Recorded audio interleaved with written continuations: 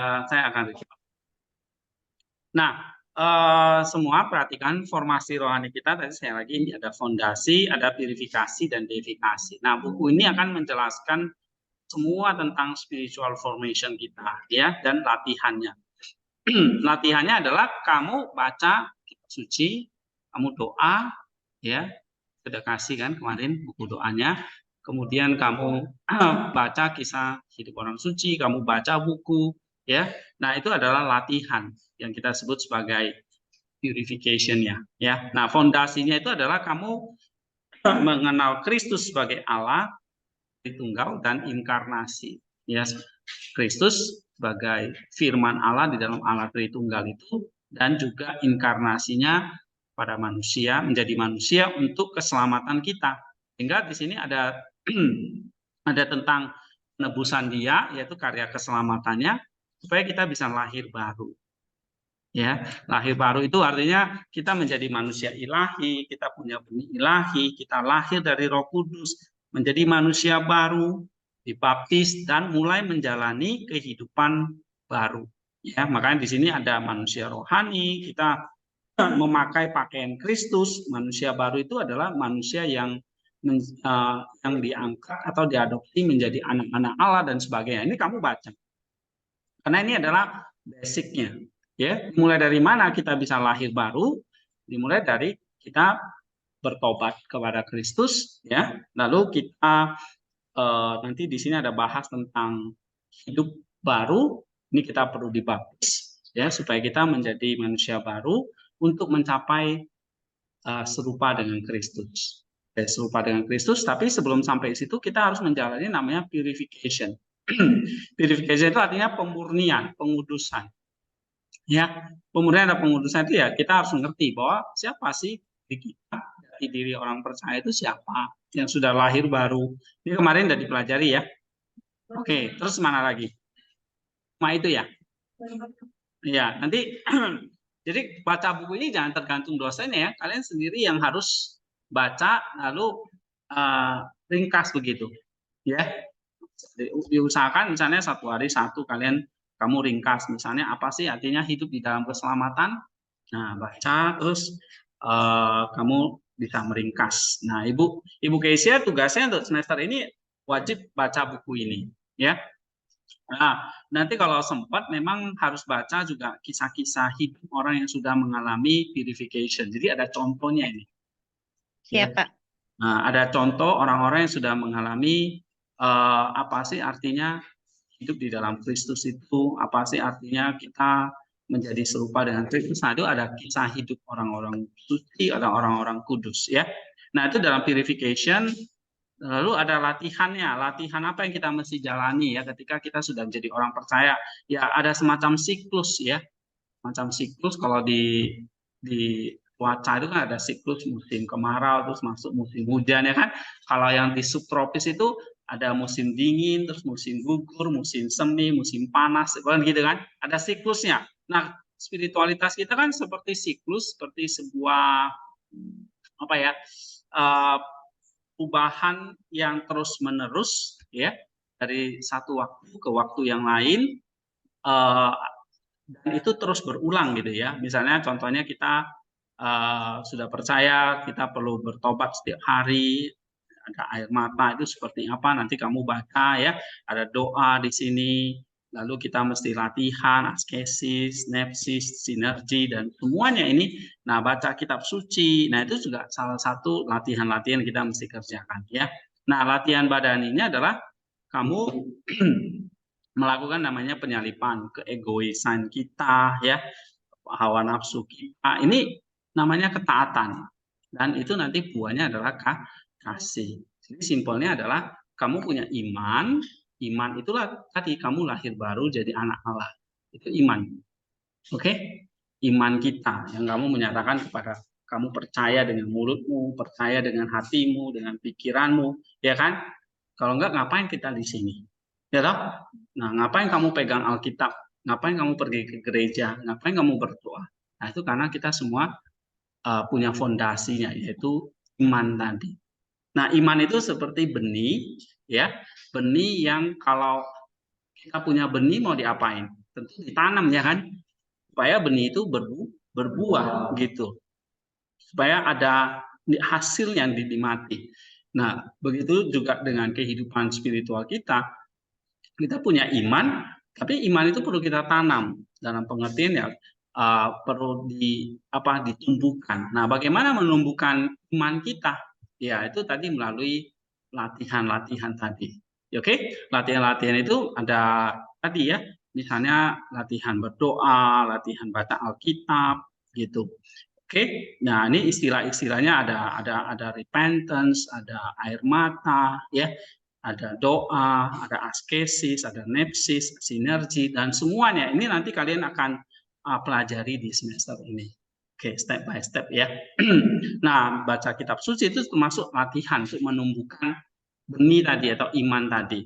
Tapi selain itu, kalian juga harus melakukan yang namanya penyalipan daging dan kasih. Ini adalah ketaatan. Oke, nah bagaimana mengalahkan dosa, ya? Bagaimana kita mengetahui lahirnya dosa dalam diri kita itu kayak gimana ini, ya kan? Bagaimana kita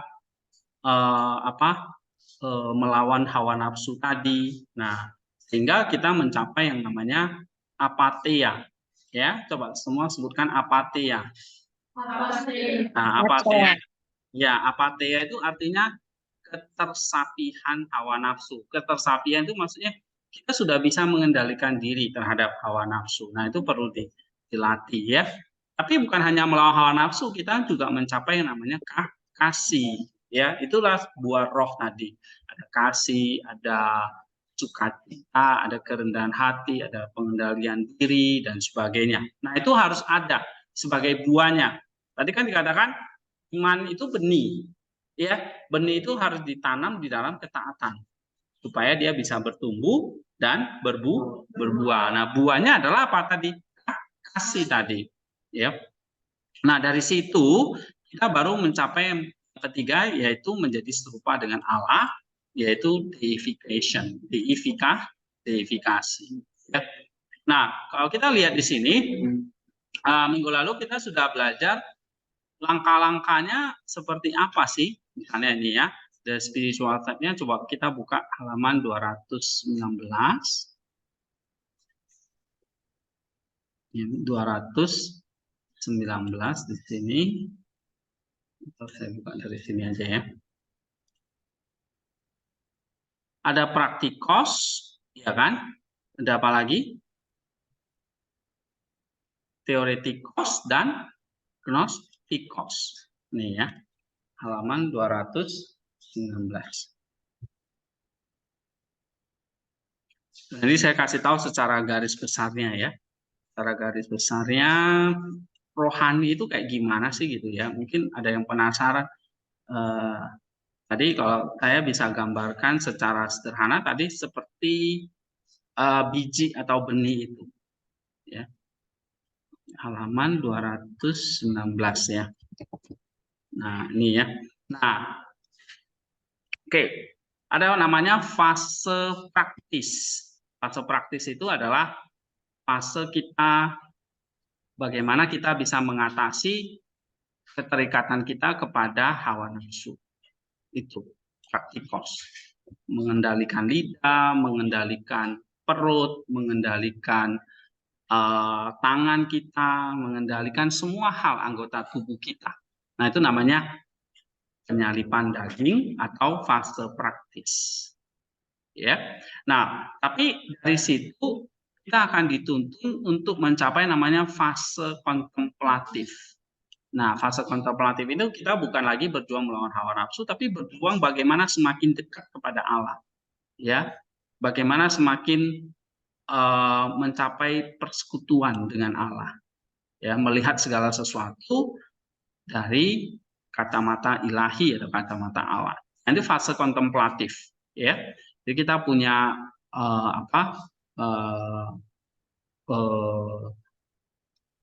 batin atau mata hati yang sudah bisa melihat Allah, ya.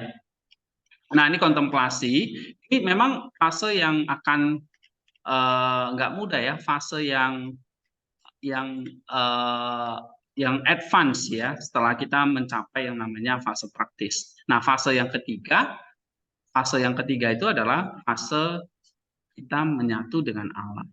Jadi orang yang fase ini adalah fase kita itu orang yang sudah di sini dikatakan apa? Sudah bisa membersihkan pikiran, katarsis ya, berjaga-jaga, sudah mencapai yang namanya doa di dalam hati atau hesychasm. Nah, ini biasanya orang-orang yang sudah punya spiritualitas ya tinggi. Jadi memang ada langkah-langkahnya. Nah, bagi kita sebagai pemula di sini ya kita harus jalankan fase yang namanya fase praktikos tadi. Ya, atau fase praktis. Fase kita melakukan hal-hal itu. Ya. Oke, seperti yang kalian jalani misalnya berdoa, membaca kitab suci itu adalah fase praktis. Tujuannya apa? Tujuannya kita bisa mencapai apatheia tadi, ya kan? Ya, dan semakin menuju kasih atau cinta, ya, terbebas dari hawa nafsu. Oke, gitu ya. Nah, oke, jadi kita mulai dari fondasi dulu, ya. Fondasi dulu kita mesti mengerti nih bahwa spiritualitas kita kan pada akhirnya tujuannya apa? Menjadi serupa dengan siapa? Kristus atau serupa dengan Allah. Pertanyaannya, Kristus itu siapa? Kok kita mau jadi seperti dia? Kamu sudah kenal belum? Siapa Kristus itu? Iya, siapa Kristus itu? Kamu sudah kenal belum Kristus itu? Hah? Nah, ini nanti dijelasin ini di sini. Ya, di dalam buku ini kamu baca dulu. Misalnya Kristus itu di dalam Allah Tritunggal. Kristus adalah Allah. Kristus adalah Sang Firman. Dia adalah Firman Allah yang terakhir lalu berinkarnasi jadi manusia, mengambil rupa seorang hamba. Ya kan? Gitu. Lalu minggu lalu kita udah bahas kenapa dia menjadi pola ciptaan kita. Nah, karena di situ kita akan berakhirnya kepada Kristus, menyatu dengan dia. Oke? Nah, kamu di depannya ya, ngapain di belakang? Paling itu. Semua dulu depan sini. Ya. Nah. Oke. Ini nanti buku ini akan menceritakan tentang siapa Kristus ya. Misalnya kamu baca aja misalnya halaman 12 ini udah menjelasin. Oke, Kristus adalah Allah. Kenapa Kristus adalah Allah? Dia jelasin. Sebab dia adalah firman Allah yang berinkarnasi. Nah, kamu lihat di sini. Dia turun dari surga. Dia datang atau keluar dari Allah Bapa. Hidup oleh Bapa. Melihat Kristus sama dengan melihat Bapa. Diutus oleh Bapa. Oke? Dan Kristus memiliki kuasa Allah. Hidup Allah itu sendiri. Jadi ini semua ada ayat kitab sucinya. Gitu. Ya, jadi kalau kita mau serupa dengan Kristus, kamu kenal dulu siapa dia. Karena ini basicnya, fondasi kita. Ini iman kita. Ya, jadi sekali lagi kalau saya gambarkan, fondasi itu apa? Bicara soal iman. Iman kepada siapa? Kristus. Berarti kamu harus kenal dia. Kristus itu seperti apa? Waktu dia belum inkarnasi dan setelah inkarnasi. Oke? Kan? Sebelum inkarnasi berarti dia adalah apa? Firman Allah. Lalu dia berinkarnasi menjadi manusia. Nah, berarti dia kalau berinkarnasi dia turun dari surga. Berarti dia berasal dari Allah. Ya kan? Dia hidup oleh Allah. Oke? Lalu dikatakan kalau Kristus adalah Allah, firman Allah, berarti melihat dia sama dengan melihat Allah. Nah, kayak kan kemarin saya katakan Kristus itu adalah wujudnya, rupanya Allah. Allah itu nggak kelihatan kan? Dia bentuk roh. Tapi kok dikatakan kita bisa melihat Allah? Karena apa? Karena ada rupa. Misalnya saya katakan, kamu bisa lihat gelas ini nggak? Bisa, karena ada wujudnya. Oh, gelas ini bentuknya seperti ini. Ya kan? Ada wujudnya. Tapi kalau saya mengatakan, kamu bisa melihat gelas ini? Nggak ada wujudnya. Apa yang dilihat? Kosong. Gitu. Nah, ya kan? Gitu. Nah, Allah itu roh kok bisa dilihat? Karena dia berinkarnasi, jadi manusia punya wujud. punya rupa. Nah, rupa itulah target kita nih waktu hidup di dunia ini. Target kita itu rupa kita itu mau dibuat dibentuk kayak dia. Paham nggak? Oke? Mau serupa dengan Allah berarti kan harus serupa dengan rupanya Allah itu siapa? Kristus. Nah, makanya Allah itu bisa dilihat. Ya kan? Nah, kamu bisa melihat gelas ini karena apa? Ada rupa. Tapi juga di dalam terang. Coba saya bawa kamu ke tempat yang gelap. Kamu bisa melihat? Nggak bisa. Ya, saya tunjukkan benda apapun kamu nggak bisa melihat karena gelap. Oke? Berarti untuk bisa melihat kamu butuh apa? Cahaya. Butuh terang. Oke. Nah, Allah itu cahaya nggak? Allah itu terang kan? Iya, dia bukan hanya punya rupa, tapi dia juga adalah terang atau cahaya. Oke? Nah, tapi kalau ada cahaya, cahaya itu harus dipantulkan dari benda itu. Misalnya ini gelas ini, dipantulkan kan, sehingga kita bisa melihat. Tapi pernah nggak kamu suatu saat jalan, ya, tiba-tiba kamu nabrak kaca? Mungkin belum pernah di sini ya, saya pernah gitu ya. Saya nggak lihat di depan saya ada kaca, saya tabrak gitu, tuh kejedot gitu, ya kan? Karena kacanya begitu bening gitu. Nah, kacanya itu tidak memantulkan cahaya di depan mata kita. Oke? Sehingga kita melihatnya seolah-olah nggak ada kaca. Kita tabrak aja gitu sampai pecah misalnya. Iya kan? Nah, berarti rupa Allah itu harus memantulkan cahaya ke mata kita. Sama seperti wujud benda harus memantulkan cahaya. Nah, siapa pantulan cahaya Allah itu? Kristus. Dia adalah cahaya itu sendiri, memantulkan cahaya. Dia adalah rupa Allah itu sendiri. Sehingga kita bisa melihat Kristus. Nah, melihat Kristus sama artinya apa? Melihat Bapa. Oke? Nah, jadi sebelum inkarnasi dia siapa? Firman Allah. Oke. Nah, setelah berinkarnasi dia adalah jadi manusia, dia adalah Yesus Kristus. Tapi sebelum inkarnasi dan setelah inkarnasi, dia adalah apa? Siapa? Allah itu, firman Allah itu. Nah, firman Allah itu siapa? Dialah sang Logos, sang firman, sang hikmat, sang hidup dari Allah, pikirannya Allah, hikmatnya Allah. Ya, saya ambil contoh misalnya kita nih. Kita ini satu, ya kan? Tapi kita punya pikiran. Oke? Kita punya apa? Kita punya otak nih. Kita bisa memikir sesuatu, kita bisa berpendapat, ya kan? Kita bisa menciptakan sesuatu. Itu karena apa? Karena kita punya pikiran, ya. Nah, Allah bisa mendesain, membuat, menciptakan segala sesuatu karena apa? Karena dia juga punya pikiran. Nah, pikiran Allah itulah yang kita sebut sebagai firman Allah atau sang Logos tadi. Jadi, nah, tetapi Allah itu juga bukan Allah yang mati gitu. Dia Allah yang hidup. Nah, kamu hidup karena apa? Karena punya roh. Ya kan? Coba rohmu dicabut dari tubuhmu, kamu akan mati. Oke? Tubuhmu jadi mayat gitu.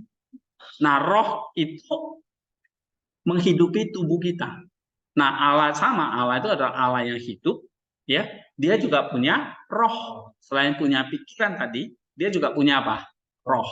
Ya, maka Allah yang satu itu yang kita sebut sebagai Allah yang Esa, yang kita sebut juga sebagai Sang Bapa, dia punya firman Allah dan dia juga punya roh Allah.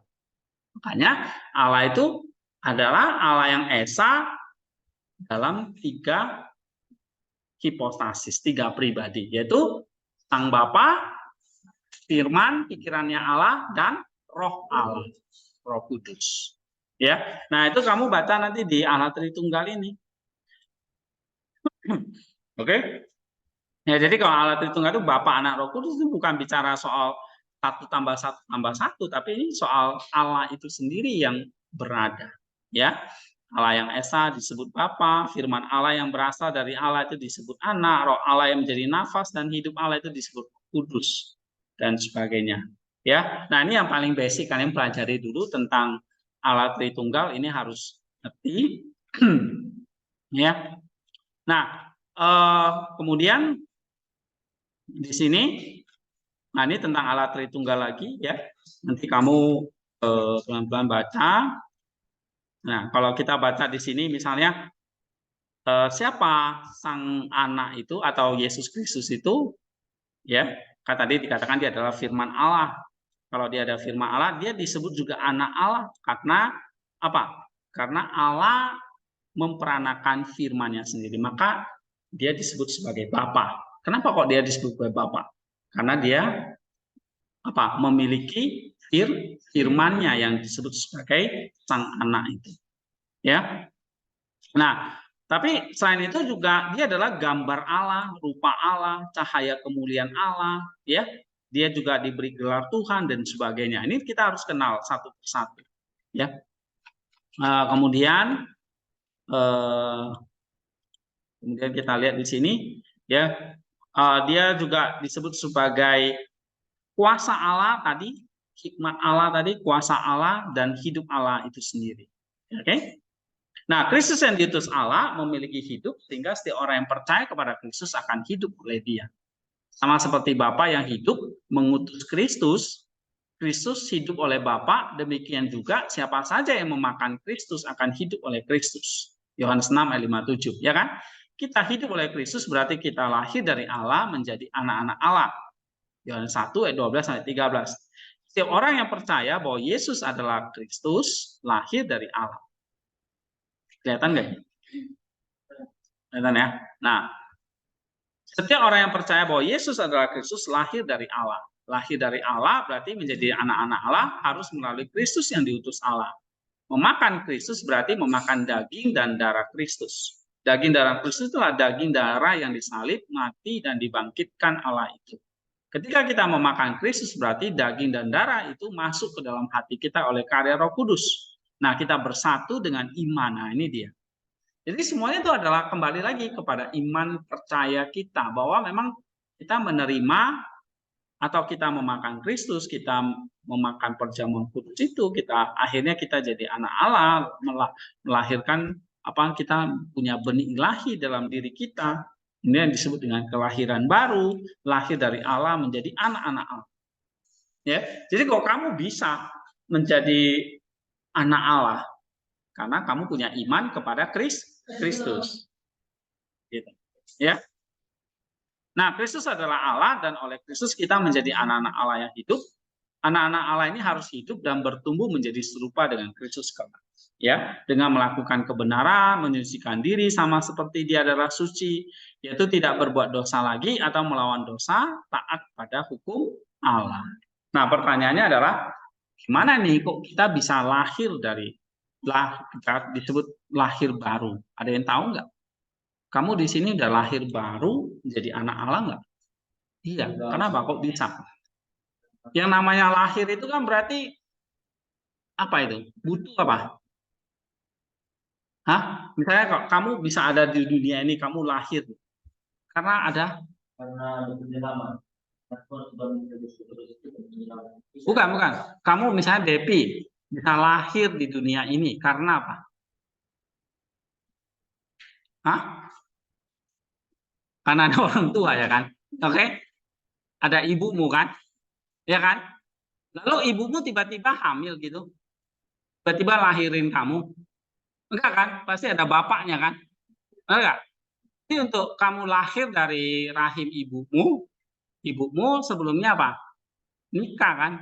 Kawin dulu sama bapakmu kan? Benar kan? Kan nggak tiba-tiba ibumu lahir kamu kan gitu kan? Atau jangan-jangan kalian nggak punya bapak di sini? Semua punya bapak kan? Nah, itu artinya apa? Lahir berarti ada perkawinan antara laki-laki dan perempuan gitu. Oke? Nah, berarti kalau di dalam biologi itu ya ada pertemuan antara sel sperma dengan sel ovum. Kan? menyatu, berbuah menjadi zigot, ya kan? Zigot itu bertumbuh di dalam rahim ibu. Nah, sampai usia 9 bulan lebih ya baru lahir. Kan gitu. Benar nggak? Itu namanya lahir secara jasmani dari ibu kita. Nah, tapi bagaimana dengan istilah Alkitab? Ya, di sini dikatakan kita makan Kristus nih yang mati buat kita nih. Lalu satu dengan iman kita sehingga melahirkan benih. Benih itu tadi yang saya bilang, sperma dengan ovum bertemu menghasilkan benih, yaitu kamu yang masih benih terus bertumbuh sampai 9 bulan, jadi baru lahir kamu kan, gitu. Benar nggak? Nah, dulu belajar biologi nggak nih? Belajar kan? Nah, pasti ngerti ini. Oke, jadi untuk menghasilkan benih kita perlu pertemuan antara apa? Benih laki-laki dan perempuan. Nah, bagaimana kok kita lahir dari Allah ini? Berarti apakah Allah melahirkan? Secara jasmani tentu enggak.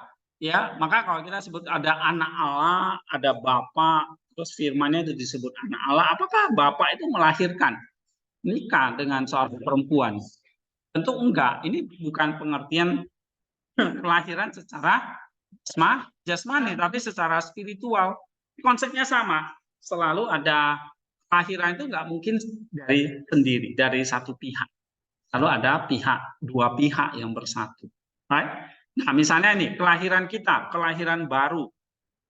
Ya, kita lahir dari Allah menjadi anak-anak Allah di sini. Ayo, kok Allah bisa melahirkan? Ini bukan kan? Berarti kayak gimana nih? Nah, di sini dikatakan kita harus punya iman atau percaya. Percaya kepada siapa? Kepada Kristus. Ya. Nah, jadi kalau Allah itu memberikan Kristus itu sebagai benih. Kristus yang di sini dikatakan apa tadi? Kristus yang menyerahkan daging dan darahnya yang disalib, mati dan dibangkitkan. Lalu dikasih oleh Roh Kudus, dicurahkan oleh Roh Kudus dalam Roma 5 ayat 5. Jadi Roh Kudus membawa daging dan darah Yesus yang 2000 tahun yang lalu itu dicurahkan kepada kamu. Nah, itu satu benih, namanya benih dari Allah. Terus kamu terima dengan iman. Iman itu ya kamu percaya gitu. Jadi kalau ada benih namanya benih Allah, yaitu yang dibawa oleh Roh Kudus, oke? Lalu ada iman kamu nih yang percaya kepada Kristus, maka ini menyatu jadi satu. Ya, sama seperti kayak sel laki-laki dengan perempuan gabung menjadi benih. Nah, iman kamu menyatu dengan Kristus itu menjadi benih ilahi namanya. Paham nggak konsepnya? Ya, jadi waktu kita lahir dari Allah, ya ada terjadi kayak semacam perkawinan, penyatuan. Jadi kalau misalnya kalau di dalam kelahiran secara jasmani itu kan sel sperma harus menyatu dengan sel telur atau ovum, right? Harus menyatu jadi satu, nggak boleh terpisah mereka. Kalau terpisah nggak ada pembuahan, ngerti ya? Gitu. Nah, sama seperti hidup kita lahir dari Allah itu ya kita harus menyatu di dalam Kristus itu. Oke? Ya, iman kita dengan karya Kristus itu yang kita sebut sebagai pendeta-pendeta kalian paling sering disebut sebagai itu anugerah, ya. Sering dengar kan istilah anugerah? Anugerah itu apa? Anugerah itulah pengorbanan Kristus lalu yang diberikan secara cuma-cuma buat kita. Lalu kamu terima dengan hati yang terbuka, dengan iman, terjadi perkawinan di situ. Imanmu kawin dengan anugerah. Jadi iman plus anugerah hasilnya adalah lahir baru. Nah, itu tulis itu. Iman itu dari kamu kan? Lalu ada anugerah, yaitu karya Allah, karya Kristus di atas kayu salib itu menyatu jadi satu.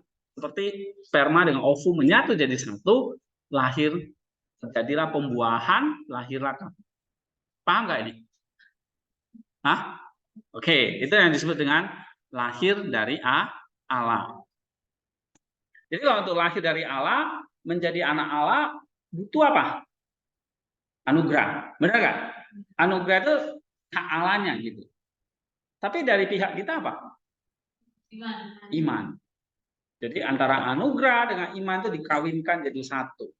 Setelah terjadi pembuahan, lalu terjadilah kelahiran. Nah, maka atau terjadi namanya benih. Nah, maka kita punya benih ilahi. Ya, coba baca 1 Yohanes 3 ayat 9. 1 Yohanes 3 ayat 9.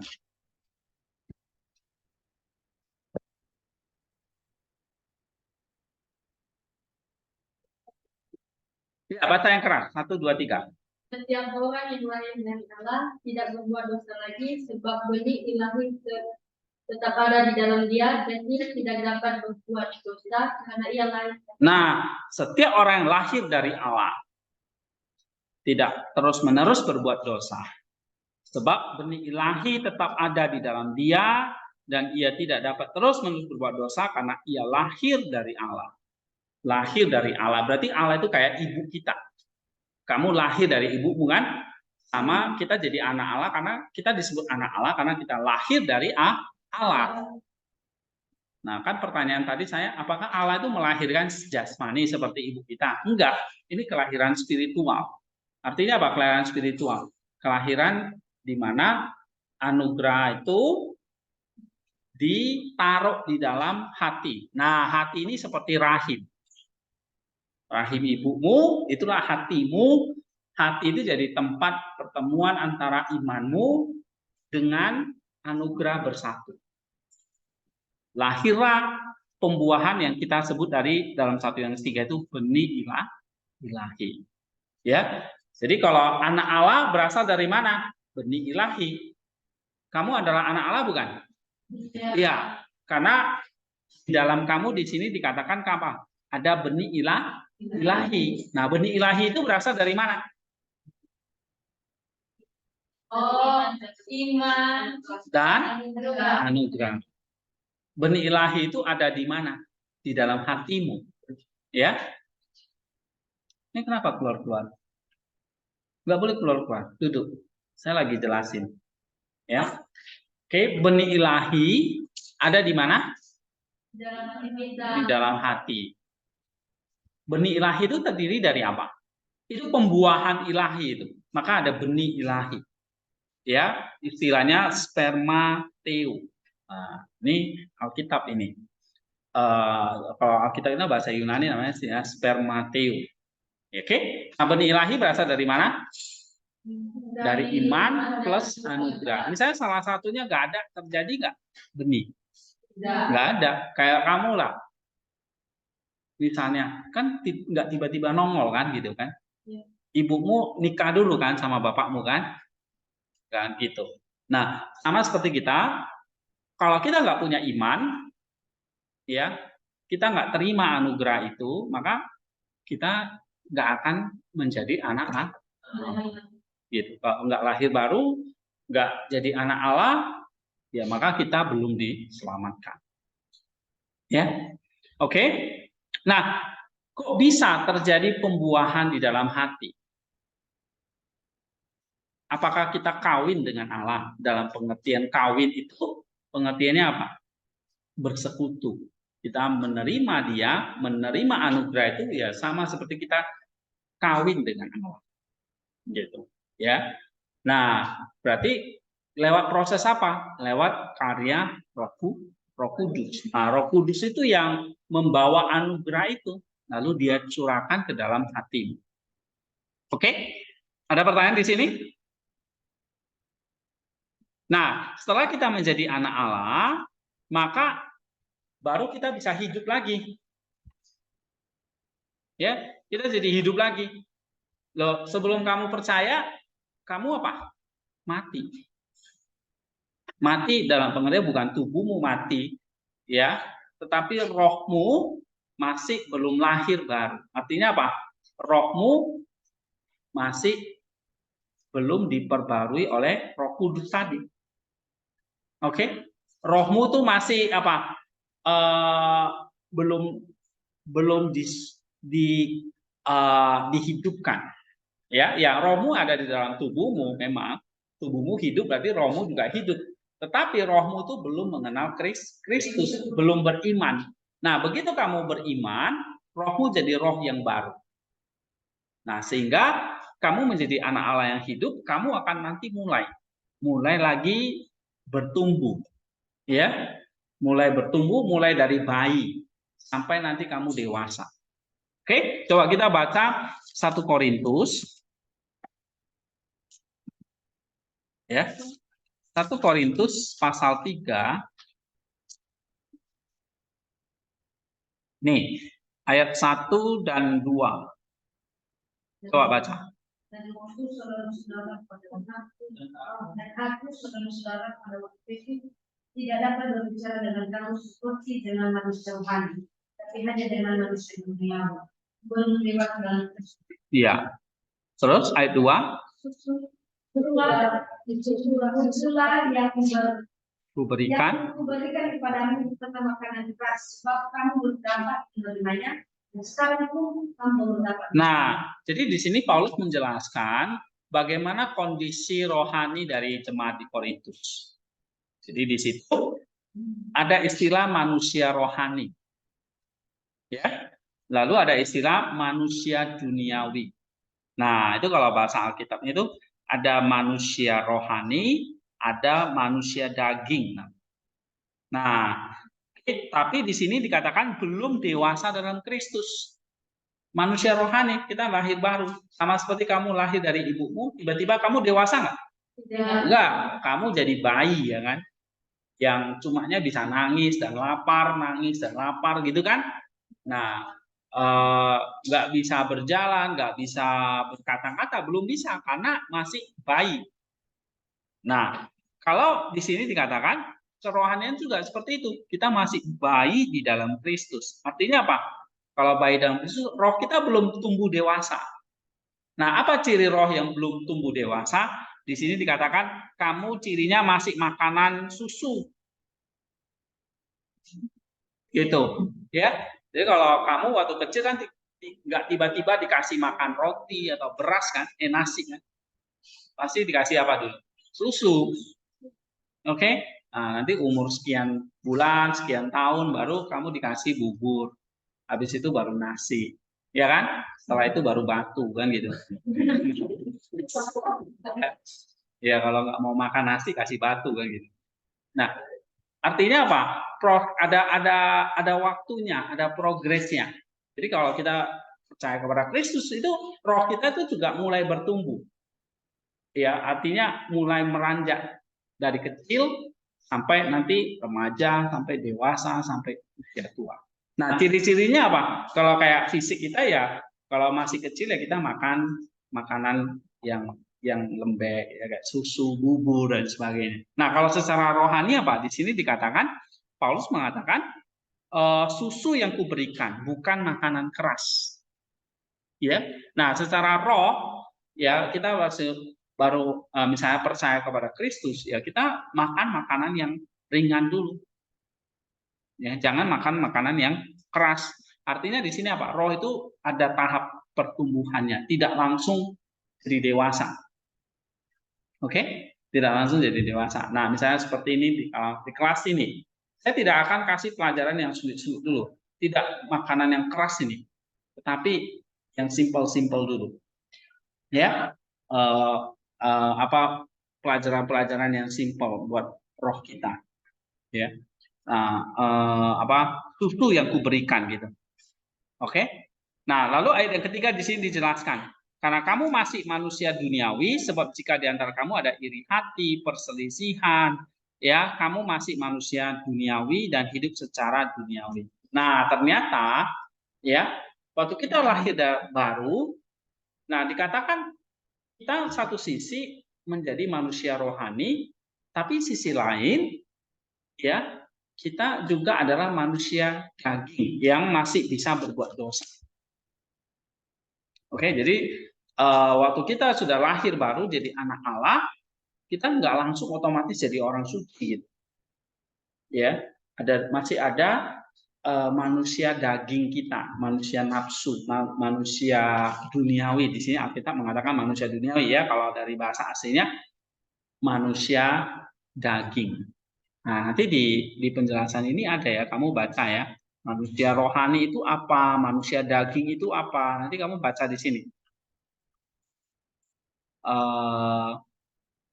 Nah, ini ada tentang nih ya, manusia daging, nih spiritual man, flesh, daging, terus manusia rohani dan manusia alami, natural. Natural ini yang belum lahir baru. Tapi kalau kita lahir baru namanya spiritual man, anak Allah tadi. Tapi baik manusia alami yang belum percaya nih, yang belum Kristen dengan yang sudah Kristen sama-sama punya daging, flesh. Nah, apa artinya natural flesh and spiritual man? Nanti kamu baca di halaman 223 ini. Oke, ya jadi saya secara global aja karena kalau satu-satu kita bahas ini terlalu banyak ya. Jadi saya secara global. Nah, natural flesh and spiritual man, kita adalah spiritual man. Tapi sekaligus apa? Flesh, manusia daging. Nah, kalau kamu masih hidup menurut dagingmu, dikatakan kamu nggak pernah dewasa. Itulah sebabnya apa ciri-ciri yang sudah bertambah dewasa. Kalau anak kecil itu kan ciri-cirinya apa? Nggak dikasih sesuatu merengek, ya kan? Nangis, apalagi maunya menang sendiri, benar nggak? Ya. Anak kecil kan gitu kan? Nah, tidak dikasih sesuatu ya ngambek lah, cengeng lah, terus apa lagi? Selfish ya kan? Egois lah, itu ciri-ciri anak kecil. Nah, kalau roh kita, diri kita masih seperti itu, ngambek, cengeng, apalagi di sini Paulus mengatakan iri hati, suka berselisih, egois. Nah, berarti kamu belum dewasa, masih baby, masih bayi. Ya kan? Kenapa? Karena manusia dagingnya lebih besar daripada manusia rohaninya. Oke, jadi walaupun kita sudah lahir baru nih jadi anak Allah, tapi di dalam diri kita itu ada dua hukum yang bekerja. Ya, yaitu apa? Hukum dosa di sini dan hukum Allah. Yang memutuskan siapa? Hukum akal budi.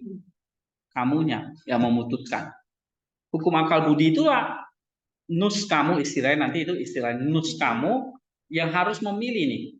Ikut keinginan daging atau keinginan roh. Keinginan daging itu adalah hukum dosa, keinginan roh itu adalah hukum Allah. Nah, hukum mana yang memutuskan? Yang mana yang kamu ikuti? Itulah roh kamu. Roh kamu yang sudah lahir baru itu bisa memutuskan. Oke? Nah, waktu kamu mau memutuskan ikut hukum Allah, berarti ikut keinginan roh. Nah, itu semua adalah pilihan bebasmu. Jadi Allah nggak pernah memaksa kita, ya, kamu harus ikut dia. Allah nggak pernah maksa kamu untuk berdoa, Allah nggak pernah maksa kamu untuk taat, nggak pernah. Karena apa? Allah memberikan kita kebebasan. Nah, kebebasan itulah gambar Allah yang sejati itu. Jadi Allah bukan menciptakan robot, tapi Allah menciptakan kita.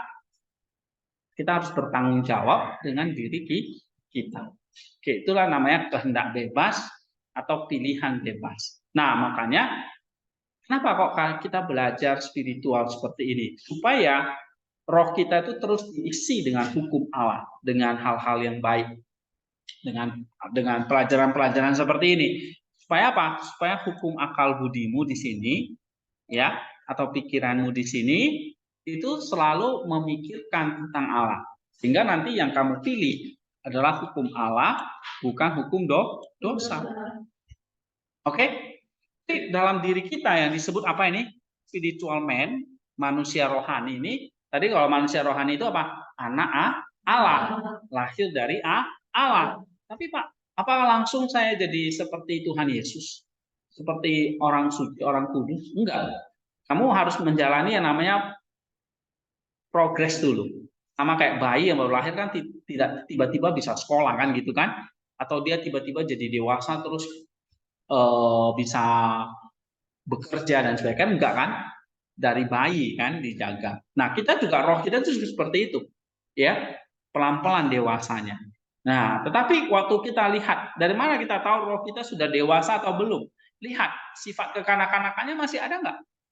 Ya, masih suka mementingkan dosa nggak? Oke, nah kalau dalam 1 Korintus 3 dikatakan, orang Korintus ini sudah percaya kepada Kristus, mereka sudah lahir baru, tetapi lihat, kamu baca 1 Korintus 3 itu, dia masih suka iri hati, berselisih, ya, oke, suka memecah belah, aku golongan ini, golongan itu. Nah, Paulus mengatakan kamu masih manusia duniawi. Artinya kamu masih hidup ikut menurut hukum dosa. Artinya apa? Korintus belum dewasa. Nah, ini juga dialami oleh kita. Jadi kalau kita masih menuruti hukum dosa, berarti kita belum dewasa. Makanya hukum akal budi itu mengatakan kepada kita, kamu harus pilih hukum Allah. Tapi ternyata ada hambatan di dalam diri kita, ya, yaitu dosa. Ada dosa yang suka kita kerjakan. Misalnya nih contohnya, kalau kamu pernah sekali berbohong, oke, bohong apapun lah itu ya. Saya rasa semua di sini pernah berbohong ya. Nah, itu akan menjadi sebuah memori yang tersimpan di dalam hatimu. Ya, jadi hati itu ibarat seperti apa ya? Pernah lihat ruang arsip lah? Atau hatimu itu seperti apa ya? Gudang. Pernah lihat gudang nggak?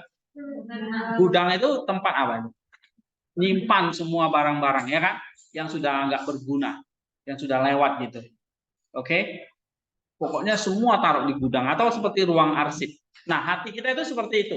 Seperti gudang yang menyimpan semua memori-memori masa lalu kita. Dan itu nggak pernah hilang. Ya, kalau dulu kamu pernah melakukan satu dosa, katakanlah contoh misalnya berbohong aja sama orang tuamu, itu akan tersimpan di gudangmu. Mana di gudangmu itu apa namanya? Hati. Oke? Nah, tersimpan. Nanti kamu melakukan dosa apa lagi? Tersimpan lagi di situ. Kamu melakukan dosa apa lagi? Disimpan lagi di situ. Semua tersimpan hatimu itu dengan rapi. Yang tahu ya cuma kamu. Oke? Yang tahu hatimu ya kamu sendiri gitu. Orang lain nggak tahu gitu. Ya. Nah, tentu Allah yang Maha tahu ya akan dia tahu gitu. Ya, kamu dan Allah yang tahu. Nah, makanya nanti Allah itu bisa menghakimi kita karena itu semua tercatat di dalam hati kita. Ya kan? Nah, itu hati kita. Tapi sisi lain kamu berbuat baik, kamu berdoa, kamu pernah baca kitab suci, kamu pernah memberi, bersedekah, berpuasa dan sebagainya, itu juga tersimpan di mana? Di hati. Jadi itu menjadi kayak semacam hukum Allah. Tapi kalau kamu berbuat jahat itu kayak menjadi semacam hukum dosa. Ya. Nah, itu tersimpan dengan baik semua di dalam hati. Nah, akal budimu, yaitu pikiranmu, oke, ini yang harus memutuskan mengikuti keinginan daging atau keinginan roh. Gitu. Ya. Tapi kalau akal budimu tergoda nih oleh godaan, misalnya ya kamu pernah sekali berbohong atau pernah sekali nonton video porno misalnya gitu. Itu tersimpan. Nah, begitu ada godaan itu datang, tiba-tiba kamu melihat cewek cakep gitu ya, atau kamu melihat laki-laki ganteng gitu, nah, kamu akan mulai tergoda. Bisa saja kamu langsung timbul apa? Timbul yang namanya pikiran jahat. Nah, nanti kamu baca di sini. Proses munculnya dosa. Nah, ini dia di sini. Proses lahirnya dosa, halaman 486. Nih, proses lahirnya dosa. Ya, ada pertama-tama ada kayak semacam godaan, ya, godaan. Terus ada serangan ini atau godaan. Oke? Dari iblis nih, menyerang akal budi kita atau nus kita nih. Jadi ke depan kita pakai istilah nus ya. Nus itu kamu tahu nggak? Itu adalah kalau tubuh kita punya namanya otak, roh itu punya namanya otak, itu yang disebut dengan nus. Kalau tubuh kita punya mata, ya bisa melihat. Kalau roh kita punya mata yang kita sebut sebagai apa? Nus. Jadi nus itu bisa dikatakan mata dari jiwa kita, mata rohani kita, pikiran kita, pikiran dari roh, itu namanya nus. Oke, jadi ini bukan kayak pikiran dari hasil kerja otak, tapi pikiran dari kerja roh kita. Nah, itu namanya nus. Nah, lalu iblis ini tahu dia nggak akan nyerang mulutmu dulu, dia nggak akan nyerang anggota tubuhmu dulu, dia akan nyerang apa? Nus kita, otaknya. Ibarat kalau sebuah komputer, otaknya itu namanya apa? Prosesornya, ya kan? Oke, kalau handphone ini kan punya namanya otaknya apa? Memorinya nih, ya kan? Kamu beli handphone kan ada RAM-nya, ada macam-macamnya itu, ada speknya itu. Nah, itu otaknya. Nah, otak kita apa di sini? Nus. Nah, itu ada serangan misalnya dari perasmos ini, godaan. Lalu nus kita, nah nus ini kan hukum akal budi, akan berdialog ini dengan si godaan ini. Maka waktu kita mau berbohong, kita akan berdialog nih. Bohong nggak ya? Curi nggak ya? Kalau ya nanti ini, kalau enggak gimana ya? Nah, kamu masih berdialog nih. Kan gitu. Benar nggak? Ya kan? Misalnya kamu mau ngambil barang temanmu. Waktu kamu mau ambil, kamu akan mulai nih tergoda, terus kamu ambil nggak ya? Nah, ini namanya nus kita sedang berdialog. Kalau kalah, maka iblis itu akan masuk ke hati kita. Hati kita tadi itu ada apa di dalamnya? Tadi berbagai macam hukum dosa dan hukum Allah. Ada yang baik, ada yang jahat. Nah, iblis akan tahu arsip kamu. Oh, ini dulu si Wiki tukang bohong, tukang copet, tukang rampok, tukang apa lagi nih? Tukang zina. Nah, misalnya ya. Iblis sudah tahu arsip kita dari A sampai Z, sudah tahu dia. Oh, kayaknya kita paling lemah di mana? Kalau laki-laki biasanya di perempuan, ya kan? Kalau perempuan biasanya di barang-barang, gitu, ya kan? Nah, dia akan tahu dah. Misalnya Nenong nih mau diserang. Oh, Nenong tuh paling lemah di ini, bagian ini, seks misalnya. Dia tinggal masuk, ambil arsip, dia tinggal buka. Oh, Nenong tuh tahun sekian dulu udah pernah melakukan ini dan itu, gitu ya. Iblis sudah tahu semua. Oke? Nah, dia tinggal ambil, kuasai hatimu. Habis itu terjadi apa? Hatimu dikuasai si iblis. Maka dari hati, kata Tuhan Yesus, Matius 15 ayat 19 ya, dari hati timbul apa? Pikiran jahat. Oke? Timbul yang namanya pikiran jahat. Ini nus kita dalam posisi sudah kalah. Timbul yang namanya logismon. Oke? Timbul pikiran jahat. Pikiran jahat ini akan memunculkan yang namanya daging tadi, hawa nafsu. Nah, maka tadi ada istilahnya hawa nafsu atau daging. Daging itu maksudnya bukan daging tubuhmu, ini pengertian rohani, maksudnya hawa nafsu. Jadi, hawa nafsu itu timbul dari mana? Dari pikiran jahat. Pikiran jahat itu apa? Logisme tadi. Pikiran jahat itu timbul dari mana? Dari hati yang sudah dikuasai oleh iblis. Loh, hati kita kok bisa dikuasai iblis? Karena apa? Karena nus kita gagal. Nus itu ibarat kayak tadi, benteng pertahanan kita. Ya. Jadi kalau ibarat dirimu adalah sebuah kerajaan, hatimu itu istananya. Rajanya siapa? Rajanya itu adalah nusnya. Ya kan? Kalau rajanya kalah, ya kerajaannya kalah nggak? Kalah. Tapi untuk sebuah nus itu kan raja.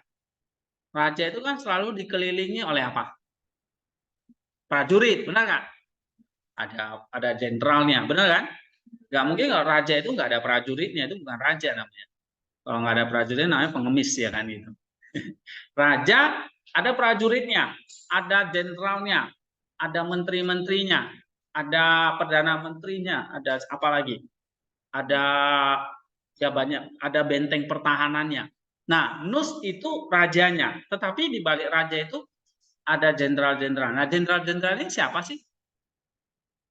Sang rajanya, apa? Ada jenderalnya, ada menteri-menteri, itu siapa? Itulah latihan-latihan rohani yang harus kalian kumpulin.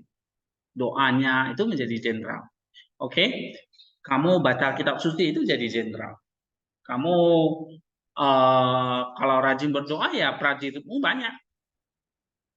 Ya. Tapi kalau kamu jarang berdoa, baca Alkitab jarang, apa yang terjadi? Ibarat raja tapi nggak ada pelindungnya. Benar nggak? Raja tapi nggak ada jenderalnya. Yaitu sekali tebas mati rajanya. Jadi, nah siapa yang menjadi jenderal kita? Nah, yang melindungi Nus itu apa? Yang melindungi Nus siapa? Iman. Hah? Iman. Oke. Iman, maksudnya gimana? Yang jadi jenderalnya itu apa? Hah? Tadi doa ini ya. Nih. Makanya nus kamu tuh harus dikelilingi namanya apa? Pertobatan, ada air mata, ada nepsis, ada berjaga-jaga.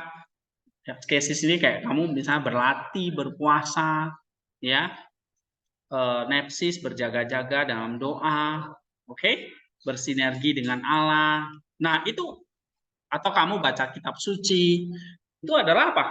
Terus kamu ikut ibadah dalam sakramen, perjamuan kudus dan sebagainya, itu apa? Itu kayak kamu sedang menjaga nus kamu. Ya, misalnya kamu nanti di sini saya ajarkan doa Jesus prayer, misalnya di sini. Nah nih ya, kenapa kok kita perlu nih doa, berpuasa, bersedekah, atau nih Jesus Christ, Son of God, have mercy on me. Terus menerus ucapkan doa ini. Ini ya semata-mata untuk melindungi sang raja. Sang raja itu siapa? Hah? Nus itu, ya kan? Nus itu. Nus itu bertata di mana? Di hati. Hati itu ibarat istananya. Kerajaannya siapa? Kamu. Kerajaanmu itu dirimu yang seutuhnya. Tapi di dalam kerajaannya ada istana. Istana itu apa? Hati. Ya. Dalam istana itu adalah hatimu. Dalam istana itu selalu ada yang baik, ada yang jahat. Kamu pernah lihat nggak film-film itu? Film-film istana itu. Ada menteri yang baik, ada menteri yang jahat, ya kan? Ya toh? Nah, menteri yang baik ya akan bisikan hal yang baik kepada raja. Tapi ada menteri yang jahat, dia akan bisikan hal-hal yang jahat kepada sang raja. Ini raja yang memutuskan ini, mau ikut menteri yang baik atau menteri yang jahat. Menteri yang jahat itu siapa? Sang iblis. Godaannya tadi.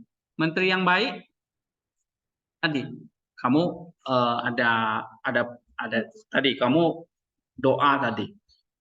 Oke? Jadi yang saya mau katakan bahwa dalam melakukan yang namanya purifikasi, kita harus memperbarui atau menjaga nus kita dengan cara apa? Hah? Ya, tadi misalnya salah satunya dengan doa. Nah, ini untuk melindungi atau menjaga nus itu. Misalnya kamu baca kitab suci, itu melindungi nus kita. Jadi semakin kamu melakukan itu, ya maka nus itu makin terjaga. Tapi sisi lain, kamu mesti ngerti, kalau kita makin giat untuk menjaga nus itu, si iblis itu nggak pernah tinggal diam. Ya kan? Dia akan semakin gencar. Misalnya contohnya, kamu baru mulai baca kitab suci. Nah, lalu si iblis itu nggak suka. Dia akan mulai menggoda kamu misalnya dengan, oh tadi ya, ada hal yang belum kamu kerjakan ini. Nah, kamu akan tergoda untuk mengerjakan itu. Atau dia akan goda pikiranmu, oh tadi ada yang ini, ada itu. Dan segala macam gangguan itu pasti ada. Nah, kamu harus tahu, itu adalah godaan-godaan. Ya, nah bagaimana kita bisa mengatasi godaan itu? Nah, kita harus menjaga nus kita. Halaman berapa tadi? Tadi proses lahirnya dosa tadi? 486 ya. Oke, nih. Nah, kalau misalnya nus kita kalah di sini yang terjadi apa? Lahirnya hawa nafsu. Nah, kalau nafsu ini dibuahi, maka akan melahirkan apa? Dosa. Ya, dalam Yakobus 1, 14 dan 5, jika keinginan dilakukan oleh aku yang sadar, maka melahirkan dosa. Oke, jadi di sini ya, nus adalah benteng pertahanan dari hati. Hati itu maksudnya kardia. Nah, ada 10 cara ini melindungi nus. Oke, nah di sini dikasih tahu. Pertama, doa. Yang kedua, mengingat nama Yesus. Nah, jadi di sini selalu coba kita belajar mulai sekarang, belajar Jesus Prayer. Coba Jesus Prayer itu di halaman berapa? Kalian sering dengar kakak tingkat sebutin Jesus Prayer nggak? Pernah dengar nggak? Atau bukan sering nggak? Pernah dengar nggak? Apa itu? Kamu tanya nggak? Tentang Jesus Prayer ini? Ada nanya nggak? 373 ya. Oke, ini kuasa nama Yesus. Nanti kalian bisa belajar kenapa kok kita melakukan Jesus Prayer atau doa Yesus itu. Doa Yesus itu diambil misalnya dalam Lukas 2 ayat 11. Di dalam kisah ini ya.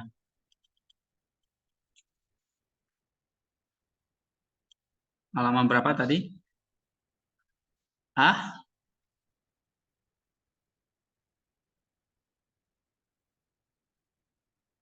Oh, sorry.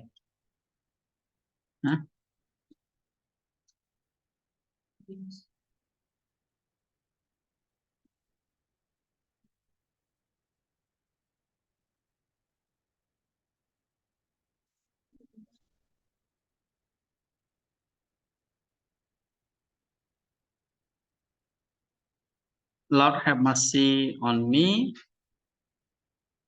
Ini ya. Nah,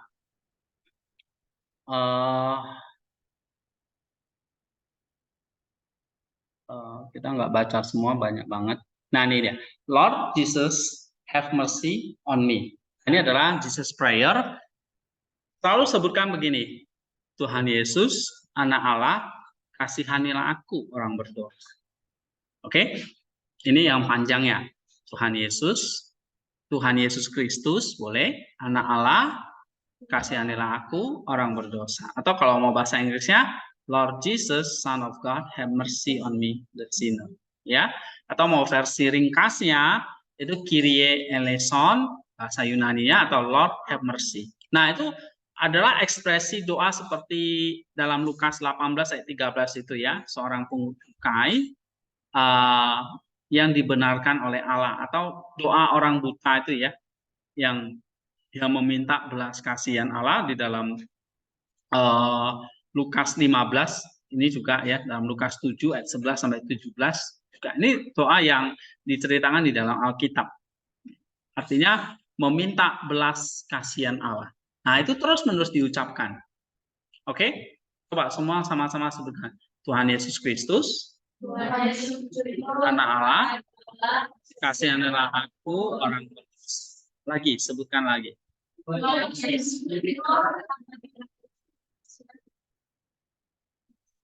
Lagi, terus lagi.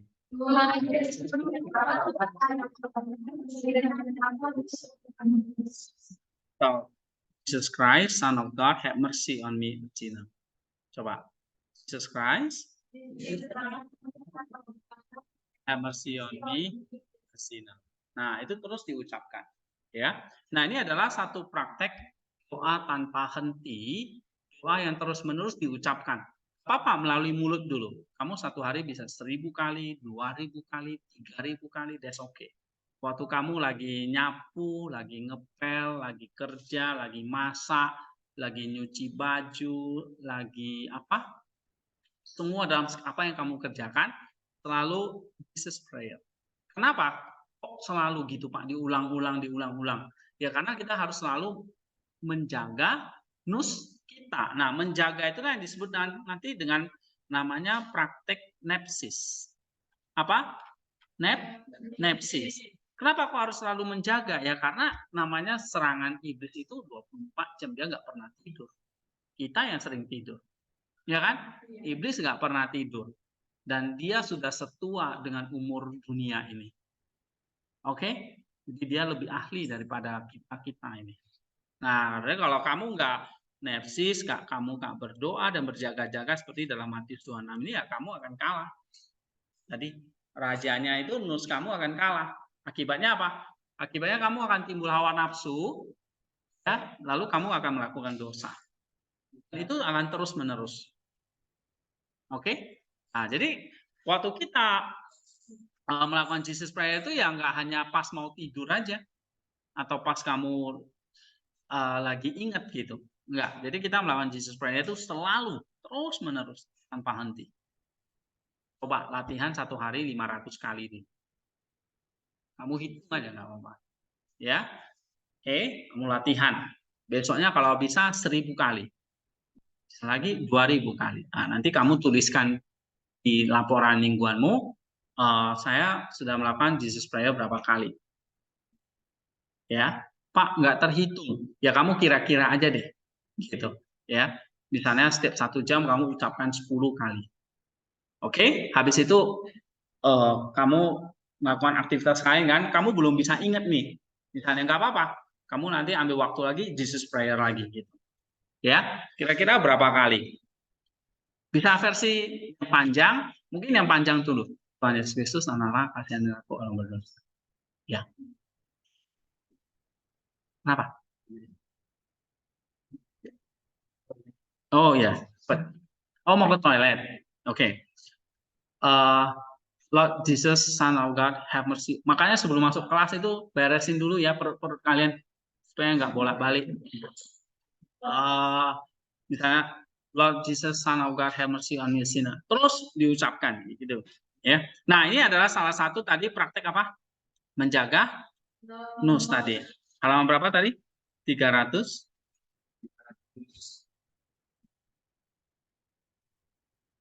336 ya? Bukan ya? Pros ya 486. Oke, nah ini ya. Yang pertama, kita menjaga nus itu dari apa? Dengan praktek Jesus Prayer. Atau yang kedua, kamu bisa mengingat nama Yesus. Itu atau kamu ucapkan aja, misalnya Lord Jesus, help me. Lord Jesus, heal me.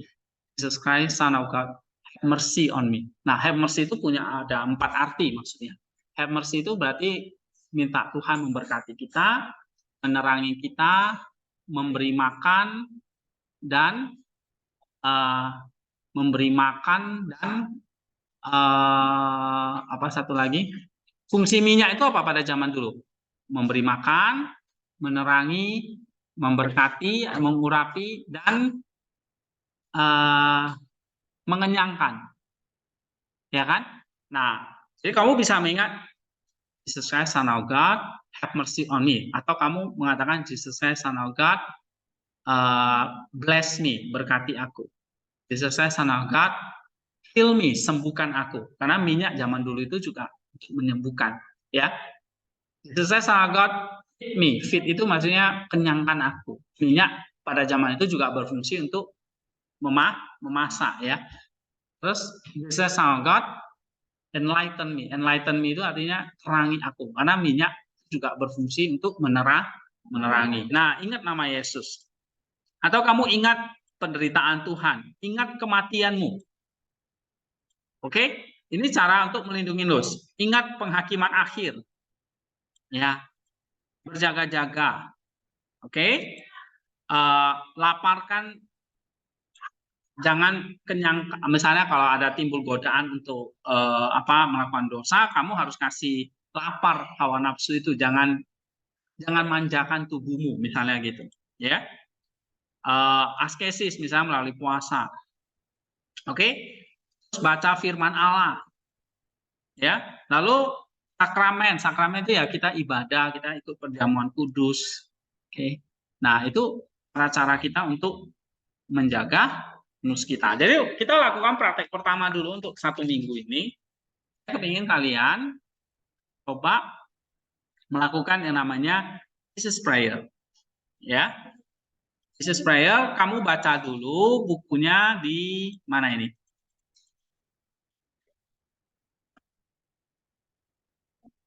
Hah?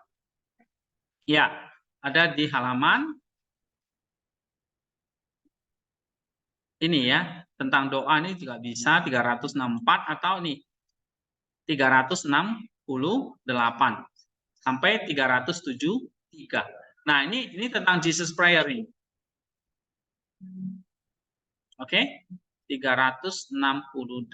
Nah, di sini ada penjelasannya kenapa mengucapkan nama Yesus itu berkuasa menjaga kita dari godaan-godaan si jahat. Ya, sehingga di sini Jesus Prayer itu atau doa ini pada akhirnya apa? Ini adalah sebuah proses menjaga hati kita, menjaga nus kita, supaya nus itu, hati itu jadi suci atau jadi kudus. Ya. Nah, jadi kita minta belas kasihan. Nah, ini ada penjelasannya semua. Doa meminta belas kasihan itu praktek dari mana di dalam gereja ya. Di dalam kitab suci juga dijelaskan ini tentang doa puja Yesus, kamu baca juga nih ya. Efek doanya seperti apa. Nah, ini kenapa ada kuasa nama Yesus yang kita penting ya. Kita terus mengucapkan nama Yesus karena ya iblis itu takut dengan nama Kristus, nama Yesus itu. Nah, kita senantiasa ucapan itu. Ini yang paling simple yang bisa kita kerjakan. Oke? Ada pertanyaan? Ya.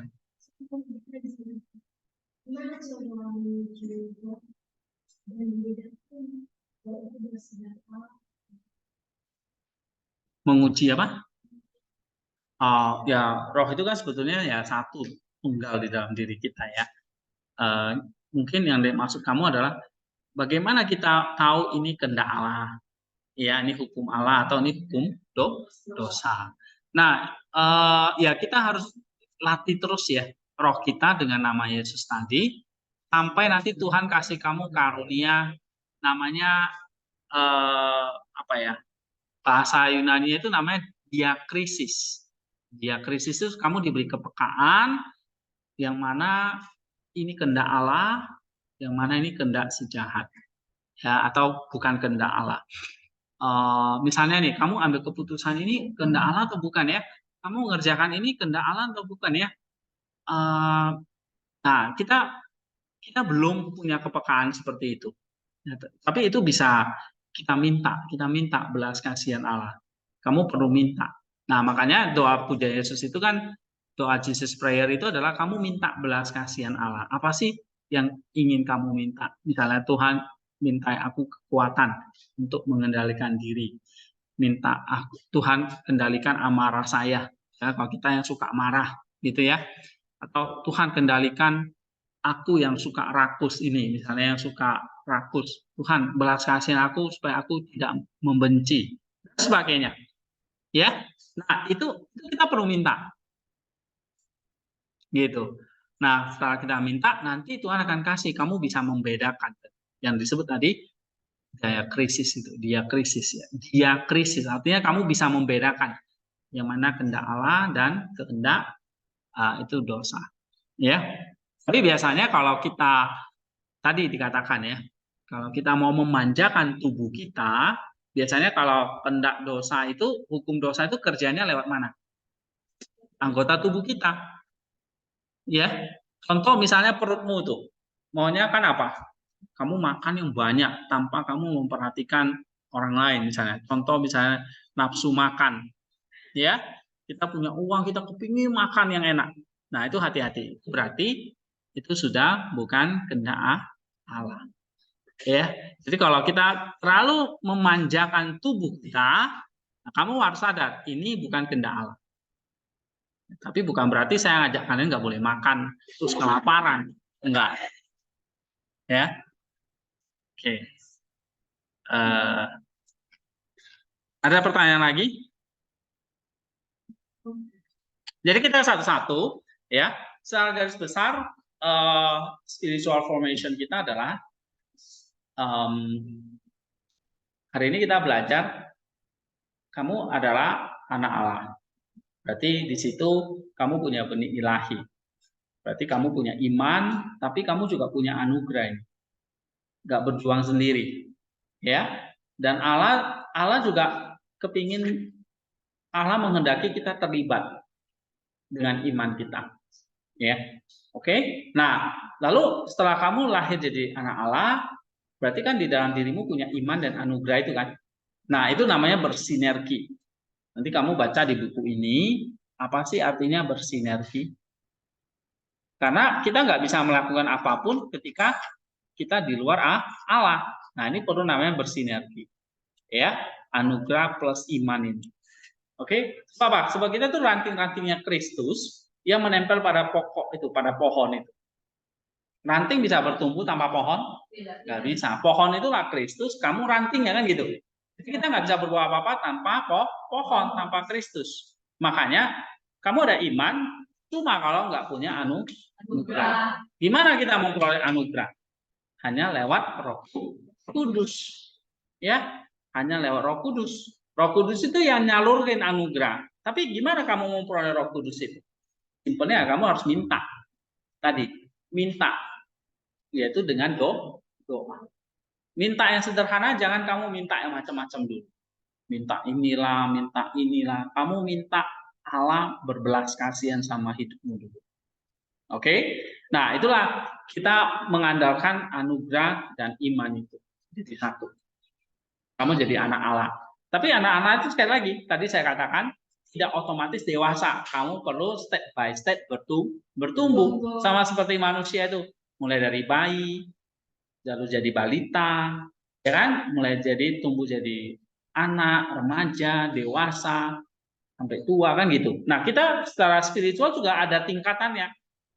Oke? Nah, dari anak sampai nanti kita dewasa.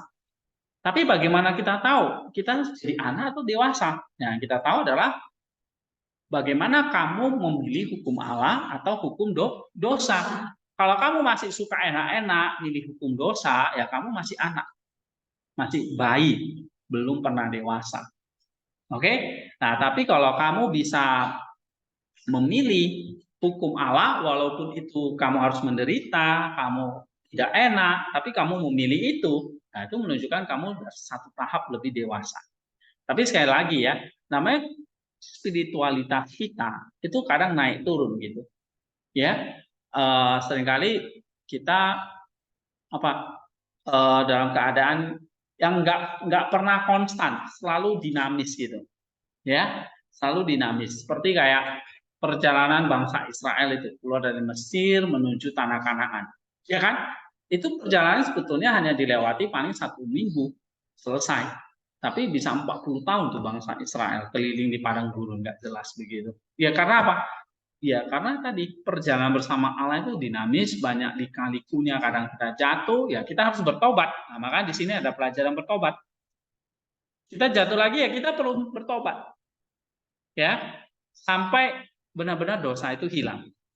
Kalau kita suka berbohong, ya kita harus benar-benar bertobat. Berbohong lagi, bertobat lagi. Sampai terus-menerus. Oke? Nah, tentu kalau kita menyerahkan pertobatan kita, ya pasti ada Allah yang turut bekerja. Gitu ya, makanya jadi anak Allah itu nggak gampang. Mengikut Kristus itu nggak gampang. Ada prosesnya. Oke? Nah, sekarang prosesnya satu-satu di sini. Mulai saya ngajak kalian baca ini reading Bible, Jesus Prayer. Jadi tambah satu lagi Jesus Prayer. Oke, Jesus Prayer itu sederhana. Kamu ucapkan Lord Tuhan Yesus, anak Allah, kasihanilah aku orang berdosa.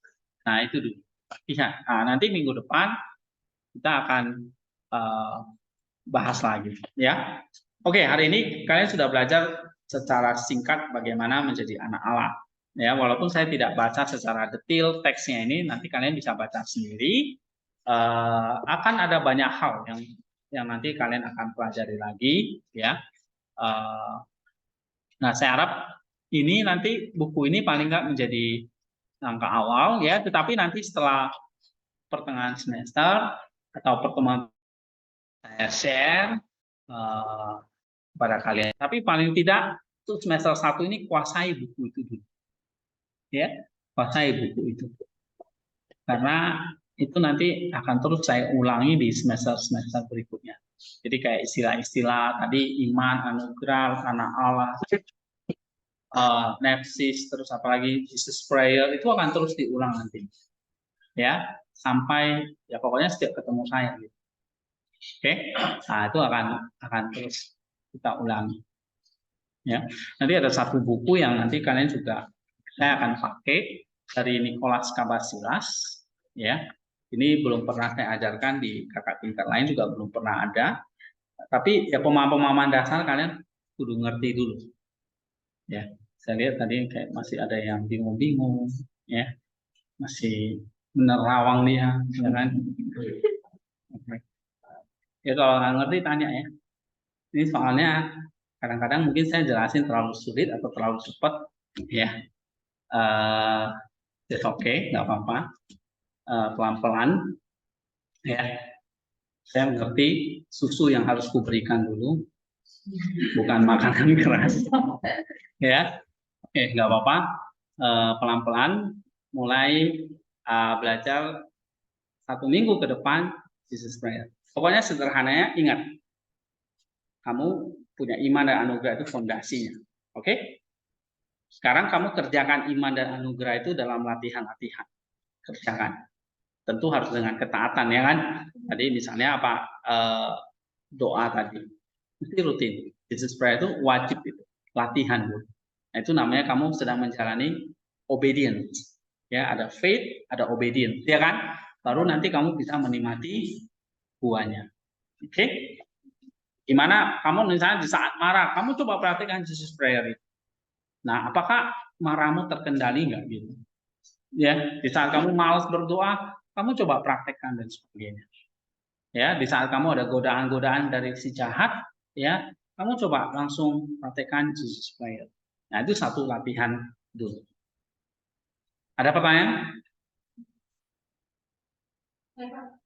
Ya, 1 menit ya. Besok itu kami langsung. Oh, besok. Ya. Ada gelas. Oh, itu ya. Oh, betul ya. Jadi ya, turun ya. Oke, nanti Bapak itu cari waktu lain.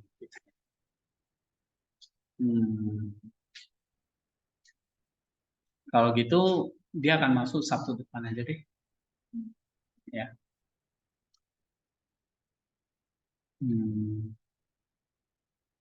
Iya. Bu, besok ada kelas keterampilan mereka, jadi online-nya ditiadakan dulu. Nanti kita ketemu lagi hari Jumat ya. Hari Jumat Jumat 2:30 ya. Oh ya, baik Pak. Ya, oke. Ya, baik Pak. Terima kasih. Ya. Oke, mari kita berdoa ya.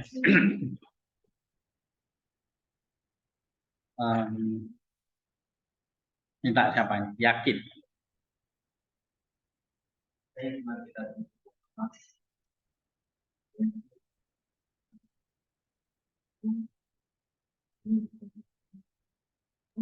Ya.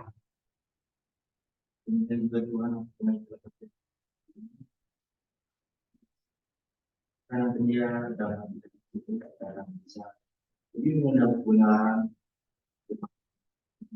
juga dosa. Untuk yang sudah mengajarkan pada hari ini, untuk mindset Pak, sampai nanti melalui mereka kepada apa yang sampaikan juga bagaimana berikan supaya juga bermanfaat bagi kita. Kita Tuhan, kita mereka supaya mereka Tuhan juga kesehatan selalu, supaya mereka selalu bisa memberikan kita tadi. Terima kasih Tuhan pada hari ini yang mengalami kepada kita. Amin. Oke. Thank you. Amin. Ya. Sampai ketemu ya, Bu. Terima kasih, Pak. Ya. Ya, terima kasih.